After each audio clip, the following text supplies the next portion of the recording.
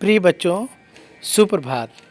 आज कक्षा 11 हिंदी की क्लास में पाठ 2 मलिक मोहम्मद जायसी का नागमती वियोग वर्णन का पद्यांश संख्या 6 पढ़ेंगे। इसके पूर्व 1 से 5 तक का पद्य आप पिछली कक्षाओं में पढ़ चुके हैं। जो लोग नहीं पढ़े हैं उनके लिए हम डिस्क्रिप्शन बॉक्स में लिंक दे देंगे, आप वहां से पढ़ सकते हैं। आइए तो शुरू करते हैं नागमती वियोग वर्णन का। अब देखिए, ये 12 मासा का वर्णन मलिक मोहम्मद जायसी ने किया है। इसके पहले आषाढ़ माह, सावन माह, अब देखिए ये तीसरा भादो माह का वर्णन इसमें किया गया है। भादो में नागमती को कैसा विरह लगता है उसका वर्णन इसमें नागमती के माध्यम से मलिक मोहम्मद जायसी कहवा रहे हैं और किस तरह वो उसको व्यक्त करती है। आइए पढ़ते हैं। पहला, भादो दूभर अति भारी, कैसे भरे रैन अंधियारी। भादो का महीना जो काफ़ी अंधेरी रात होती है। भादो, भा माने हो गया, भादो का महीना, दूभर माने दुष्कर, अति माने बहुत अधिक, भारी। भादो का महीना बहुत ही कष्टदायक, बहुत ही दुखदर मेरे लिए हो गया है।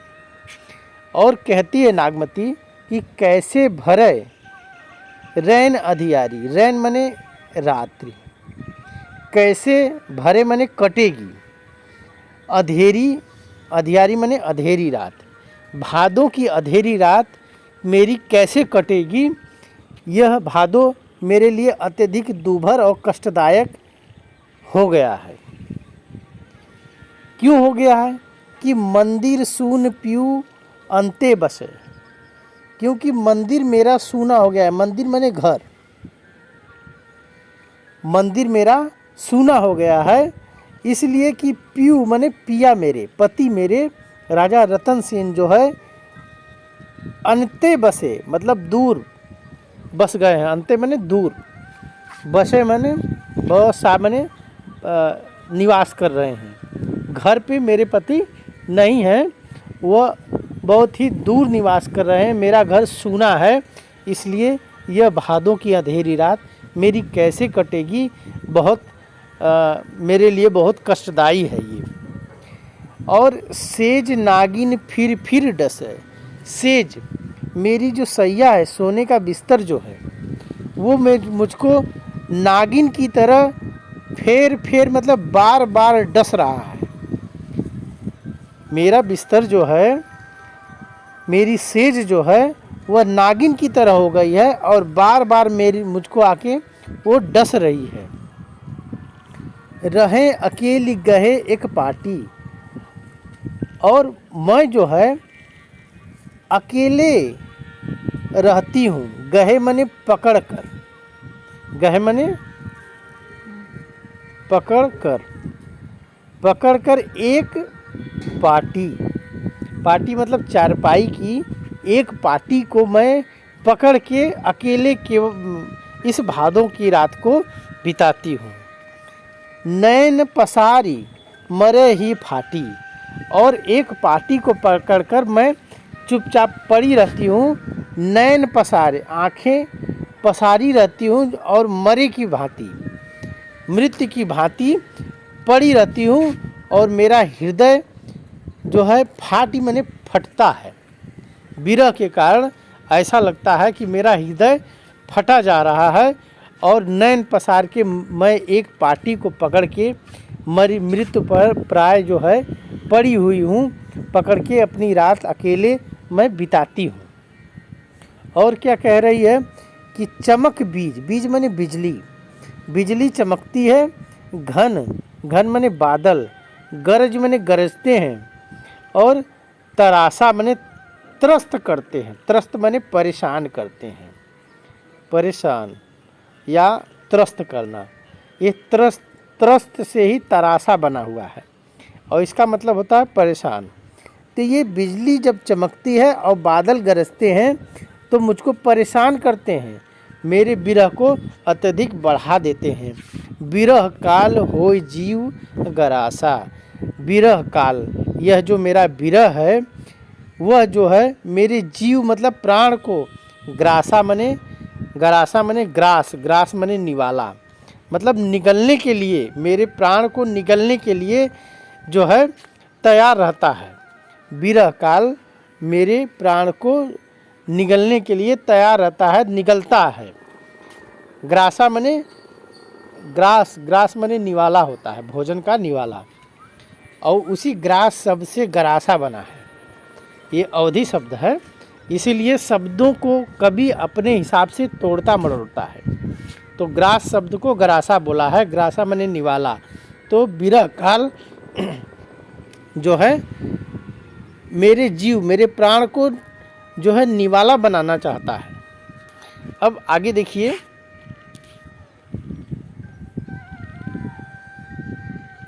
आगे है बरसे मघा झकोरी झकोरी। ये मघा मने मघा नक्षत्र जो भादों में आती है। तो ये मघा नक्षत्र में बारिश बहुत ज़्यादा होती है, झकोर झकोर मतलब झंझावाट बारिश होती है। और मोर दुई नैन चुए जस ओरी, और मोर मने मेरे, दुई मने दो, नैन मने आँखें, चुए मने बहती हैं, जस मने जैसे, ओरी मने छप्पर की ओरी। छप्पर का जो किनारा होता है, जब बारिश होती है तो आप देखते होंगे कैसे टपक के पानी गिरता हुआ दिखाई देता है झरने की तरह। तो मेरी दशा भी उसी तरह है कि इस मघा नक्षत्र में जब पानी पूरा झकोर झकोर झंझावात बारिश के साथ बरसता है तो मेरे दोनों नयन विरह के कारण ऐसे आंसू, मेरे दोनों नयनों से इस प्रकार आंसू बहते हैं जैसे लगता है कि चूहे जस ओरी, ओरी चू रही है, छप्पर की ओरी चू रही है और उससे जो पानी गिरता है उस तरह का लग रहा है। धनि सूखे भरे भादो माहा। ये धनि शब्द जो है नागमती ने अपने लिए प्रयोग किया है। नागमती कहती है कि राजा रतन सेन की धनी, धनी माने पत्नी, धनी माने पत्नी जो है राजा रतन सेन की पत्नी सूख गई है भरे भादो माह। इस भरे हुए भादो माह में, जबकि बारिश इतनी अधिक हुई है, पूरा भादो माह में पूरी पृथ्वी पे पानी पानी होता है, इस माह में, इस महीने में भी राजा रतन सेन की धनी मतलब पत्नी सूख गई है। अबहु न आए हैं, और उसके पति अभी भी नहीं घर पे वापस आए हैं। और सींचे ही नहा, और क्या करिए हे पतिदेव आप आइए और सींचे ही, मुझको सींचिए। और नहा मने होता है पति। हे पतिदेव मुझको आकर मुझको सींचिए, मैं इस भादो माह में, जबकि पूरे जीव पशु पक्षी पूरे पेड़ पौधे पानी से लबालब लाभ ले रहे हैं, पूरे भरे हुए हैं धरती आकाश, तो इस समय भी मैं सूख रही हूँ और आके आप जो है मुझको सींचिए, मुझको हरा भरा, मुझको भी मेरे मन को प्रसन्नचित करिए। पूर्वा लाग भूमि जल पूरी। पूर्वा एक नक्षत्र है, पूर्वा नक्षत्र भी भादो माह में आती है और इतना होता है, पानी बरसता है कि पूरी पृथ्वी जो है जल से भर जाती है। पूरी पृथ्वी जल से भरी हुई है, पूरी मने भरी हुई है। पूर्वा नक्षत्र लग गई है और पूरी पृथ्वी जल से भर गई है। आँख जवार भई तस झूरी। लेकिन आँख का पौधा और जवार का पौधा भई मने हो गया है, जस मने जैसे, झूरी मने सूख गया है। आँख और जवार के पौधे की विशेषता है कि जब अत्यधिक पानी पड़ता है तो वो सूख जाता है। यह स्थिति नागमती अपने लिए भी बता रही है कि इस भादों के महीने में भी मेरी स्थिति आँख और जवार के पौधे जैसी हो गई है और उसी की भांति मैं सूख गई हूँ। झूरी मने सूख जाना। आँख का पौधा और जवास का पौधा। आँख का पौधा मनार को पौधा क्यों कहते हैं? मनार का पौधा आप देखे होंगे, यदि नहीं भी देखे होंगे तो आइए हम आपको दिखाते हैं मदार का पौधा कैसे होता है। देखिए, ये जो चित्र आपके सामने है ये मदार के पौधे का है। ये आप मदार का पौधा आपको सामान्य रूप से देखे ही होंगे। और ये देखिए जवास का पौधा, ये जवास का पौधा, ये दोनों जवास के पौधे हैं। ये जो है पथरीली कंकरीली भूमि में जवास का पौधा उगता है। तो और ये मदार का पौधा आप देखने के बाद चित्र समझ गए होंगे कि ये पौधा कैसा होगा। आगे देखिए, थल जल भरे अपूर सब।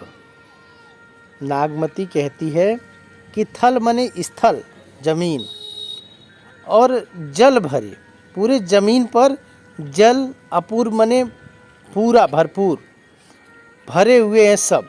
जल पे, पूरे स्थल पे पानी ही पानी, पूरे थल पे, पृथ्वी पर मान लीजिए पूरे पानी पानी भरा हुआ है चारों तरफ। धरती गगन मिली एक। धरत मने धरती और गगन मने आसमान, मिल के एक हो गया है। ऐसा प्रतीत हो रहा है कि धरती और आकाश मिलके एक जो है हो गया है, क्योंकि पूरे पृथ्वी पर जब पानी ही पानी हो गया है चारों तरफ भादों माह में, तो आसमान उसका प्रतिबिंब उस पानी में दिखाई दे रहा है। और कौन सी धरती है, कौन सा आकाश है, कुछ पता नहीं लग रहा है। ऐसा देखने पर लग रहा है कि दोनों एक दूसरे में मिल गए हैं, ऐसा लग रहा है। और कह रही है कि धनी जोबन। धनी, फिर नागमती अपने लिए ही प्रयोग करती है, कहती है कि राजा रतन सेन की धनी मने पत्नी का जोबन अगाध में विरह के कारण जो है, जो अगाध मने अथाह, अत्यधिक, जो है भर गया है। विरह के कारण जोबन उसका यौना अवस्था अत्यधिक उफान पे या पूरी भरी हुई है। और उस यौना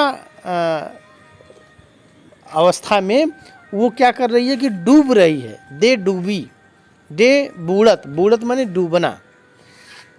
और इस जोबन में, इस यौना अवस्था में वो क्या है कि अगाध जल में, अवगात माने अगाध, अत्यधिक गहरे जल में, यौवन के अत्यधिक गहरे जल में दे बूढ़ती, वो बूढ़ रही है। पिए, हे पिए माने पति, हे पतिदेव, टेक माने बचा लीजिए, आके मुझको बचा लीजिए। इस यौना अवस्था के पानी में जो है ये आपकी पत्नी, धनी माने पत्नी, जो है डूब रही है। और आप आकर उसको क्या कर लीजिए, टेक लीजिए, बचा लीजिए। टेक माने बचाना। तो आपको आशा है ये अर्थ समझ में आया होगा। आज के लिए बस इतना ही। धन्यवाद।